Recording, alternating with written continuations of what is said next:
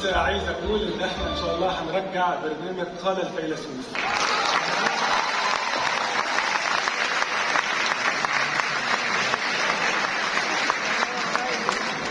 كان لي صديق فيلسوف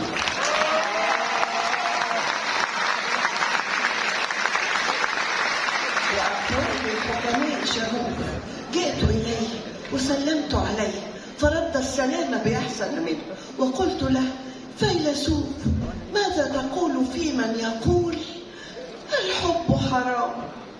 فقال الفيلسوف: